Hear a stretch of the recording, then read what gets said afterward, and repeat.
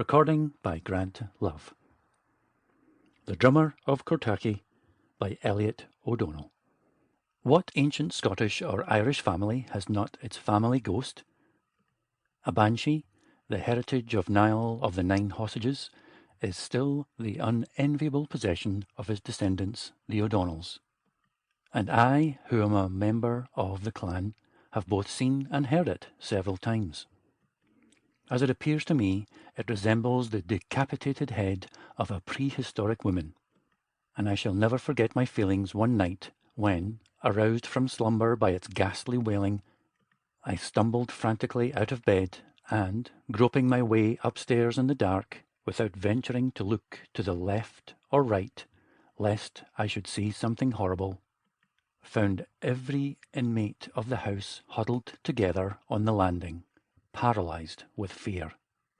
I did not see it on that occasion, but on the following morning, as I had anticipated, I received the news that a near and dear relative had died. Possessing such an heirloom myself, I can therefore readily sympathize with those who own a similar treasure. Such, for example, as the famous, or rather infamous, drummer of Cortachy Castle, who is invariably heard beating a tattoo before the death of a member of the clan of Ogilvy.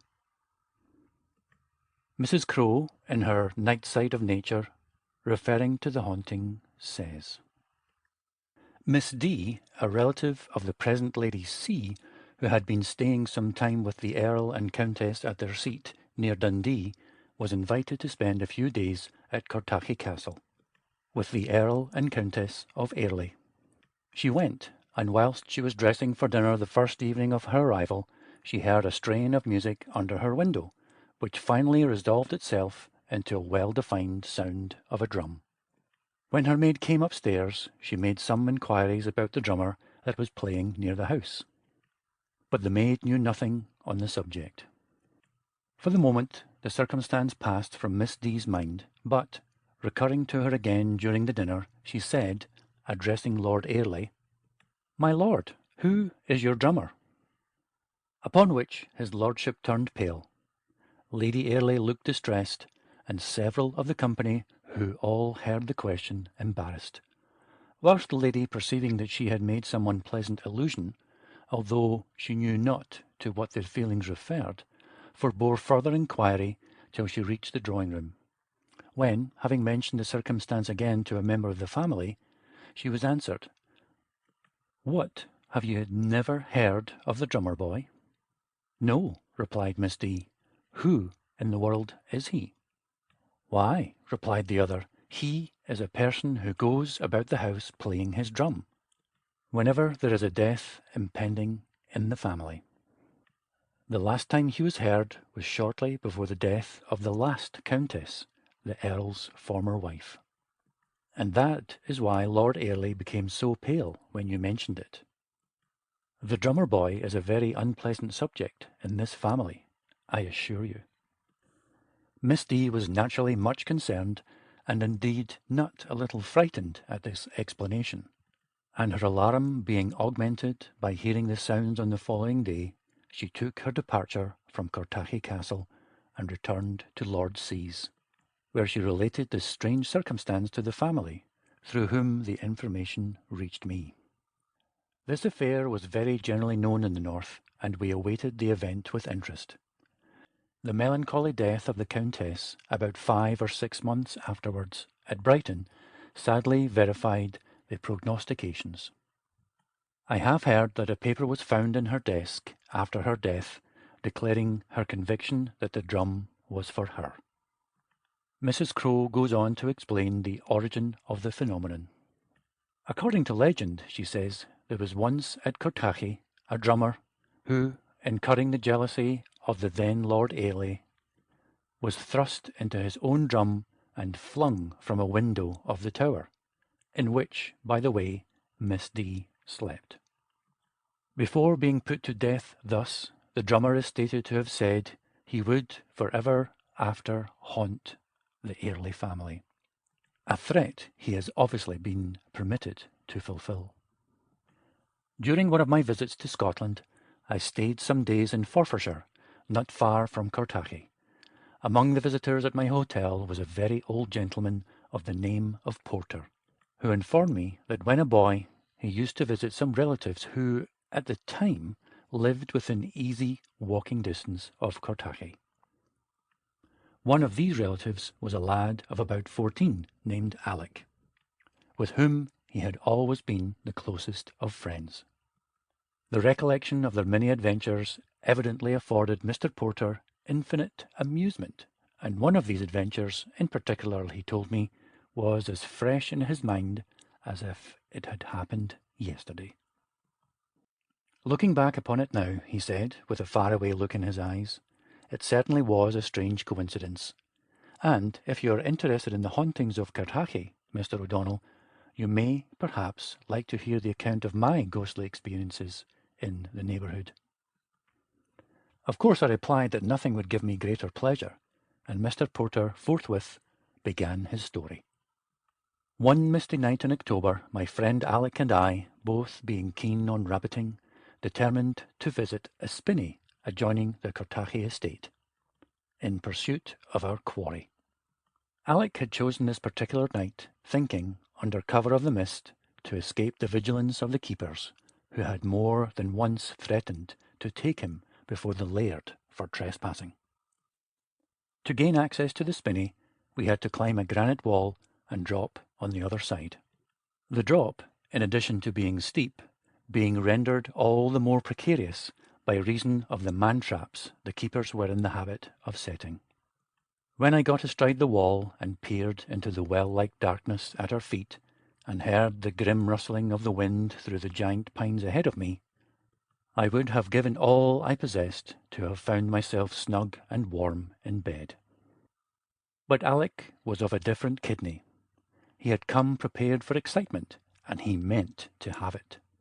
For some seconds we both waited on the wall in breathless silence, and then Alec, with a reckless disregard of what might be in store for him, gently let himself drop, and I, fearing more, if anything, than the present danger, to be forever after branded as a coward if I held back, timidly followed suit. By a great stroke of luck, we alighted in safety on a soft carpeting of moss. Not a word was spoken, but, falling on hands and knees, and guiding ourselves by means of a dark lantern Alec had bought second-hand from the village blacksmith, we crept on all fours along a tiny bramble-covered path that, after innumerable windings, eventually brought us into a broad glade shut in on all sides by lofty trees. Alex prospected the spot, first of all, to see no keepers were about, and we then crawled into it, and, approaching the nearest burrows, set to work at once with our ferrets. 3 rabbits were captured in this fashion, and we were eagerly anticipating the taking of more, when a sensation of icy coldness suddenly stole over us. And, on looking round, we perceived, to our utmost consternation, a very tall keeper standing only a few yards away from us. For once in a way, Alec was nonplussed, and a deathly silence ensued. It was too dark for us to see the figure of the keeper very distinctly, and we could only distinguish a gleaming white face set on a very slight and perpendicular frame, and a round, glittering something that puzzled us both exceedingly. Then, a feeling that perhaps it was not a keeper gradually stole over me, and, in a paroxysm of ungovernable terror, I caught hold of Alec, who was trembling from head to foot, as if he had the ague. The figure remained absolutely still for about a minute, during which time neither Alec nor I could move a muscle, and then, turning round with an abrupt movement, came towards us. Half dead with fright, but only too thankful to find that we had now regained the use of our limbs, we left our spoil and ran for our lives in the direction of the wall. We dared not look back, but we knew the figure followed us, for we heard its footsteps close at our heels, and never to my dying day shall I forget the sound. Rat-tat-tat, rat-tat-tat, for all the world like the beat of a muffled drum. How we ever managed to reach the wall I could never tell, but as we scrambled over it, regardless of man-traps and bruises, and plunged into the heather on the other side, we heard the weird footsteps receding in the direction of the castle, and, ere we had reached home, the rat-tat-tat had completely died away. We told no one a word of what had happened, and a few days after, simultaneously with the death of one of the Airlies, we learned for the first time the story of the phantom drummer. I have little doubt, Mr. Porter added in conclusion, that the figure we took to be a keeper was the prophetic drummer, for I can assure you there was no possibility of hoaxers, especially in such ill-omened guise, anywhere near the Cortachy estate. Poor old Mr. Porter. He did not long survive our rencontre. When I next visited the hotel some months later, I was genuinely grieved to hear of his decease. His story had greatly fascinated me, for I love the solitude of the pines, and have myself from time to time witnessed many remarkable occult phenomena under the shadow of their lofty summits. One night, during this second visit of mine to the hotel, the mood to ramble came upon me, and, unable to resist the seductive thought of a midnight stroll across the bracken-covered hills, I borrowed a latchkey, and, armed with a flask of whisky and a thick stick, plunged into the moonlit night. The keen, heather-scented air acted like a tonic. I felt younger and stronger than I had felt for years, and I congratulated myself that my friends would hardly know me if they saw me now, as I swung along with the resuscitated stride of 20 years ago. The landscape for miles around stood out with startling clearness in the moonshine, and I stopped every now and then to drink in the beauties of the glittering mountain ranges and silent, glimmering tarns. Not a soul was about, and I found myself, as I love to be, the only human element in the midst of nature. Every now and then a dark patch fluttered across the shining road, and with a weird and plaintive cry, a night-bird dashed abruptly from hedge to hedge, and seemingly melted into nothingness. I quitted the main road on the brow of a low hill, and embarked upon a wild expanse of moor, lavishly covered with bracken and white heather, intermingled with which were the silvery surfaces of many a pool of water. For some seconds I stood still, lost in contemplating the scenery, its utter abandonment and grand sense of isolation, and inhaling at the same time long and deep draughts of the delicious moorland air, unmistakably impregnated now with breaths of ozone. My eyes wandering to the horizon, I detected, on the very margin of the moorland, a dense clump of trees, which I instantly associated with the spinney in my old friend Mr. Porter's story. And, determining that the renowned spinney should be my goal, I at once aimed for it, vigorously striking out along the path which I thought would be most likely to lead to it.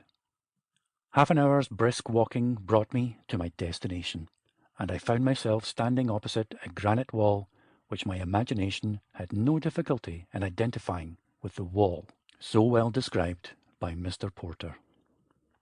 Removing the briars and gorse prickles which left little of my stockings whole, I went up to the wall, and, measuring it with my body, found it was a good foot taller than I. This would mean rather more climbing than I had bargained for, but the pines, the grim silence of their slender frames and gently swaying summits, fascinated me. They spoke of possibilities few could see or appreciate as I could. Possibilities of a sylvan phantasmagoria enhanced by the soft and mystic radiance of the moon. An owl hooted, and the rustling of brushwood told me of the near proximity of some fur-coated burrower in the ground. High above this animal life, remoter even than the tops of my beloved trees or the mountain ranges, etched on the dark firmament shone multitudinous stars, even the rings around Saturn being plainly discernible. From the Milky Way my eyes at length wandered to the pines, and a puff of air laden with the odour of their resin and decaying brushwood decided me. I took a few preliminary sips of whisky, stretched my rusty limbs, and, placing one foot in a jagged crevice of the wall, swarmed painfully up. How slow and how hazardous was the process!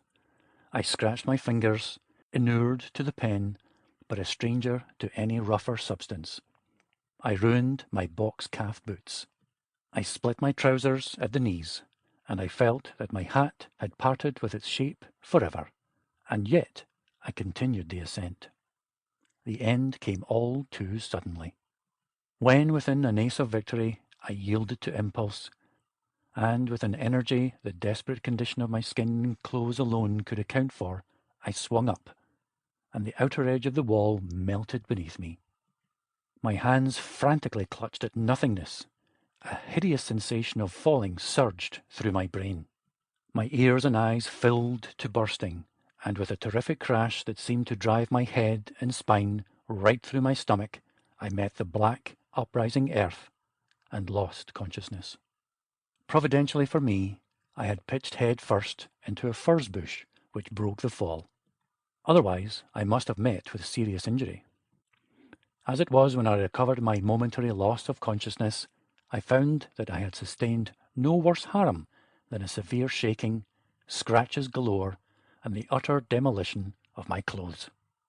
I picked myself up with difficulty and spent some time searching for my hat and stick, which I at length discovered lodged, of course, where one would least have thought of looking for them.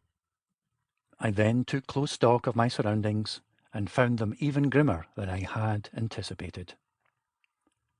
Though the trees were packed closely together and there was much undergrowth, the moonbeams were so powerful and so fully concentrated on the spinney that I could see no inconsiderable distance ahead of me.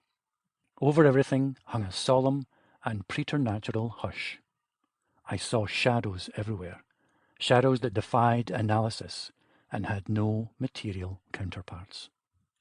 A sudden crashing of brushwood brought me to a standstill and sent the blood in columns to my heart. Then I laughed loudly. It was only a hare, the prettiest and pertest thing imaginable. I went on. Something whizzed past my face. I drew back in horror. It was a bat. Merely a bat. My nerves were out of order. The fall had unsteadied them. I must pull myself together. I did so and continued to advance. A shadow, long, narrow, and grotesque, fell across my path and sent 1,001 icy shivers down my back. In an agony of terror, I shut my eyes and plunged madly on. Something struck me in the face and hurled me back.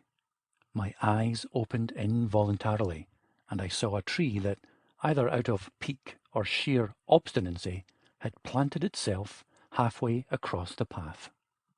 I examined its branches to make sure they were branches, and continued my march.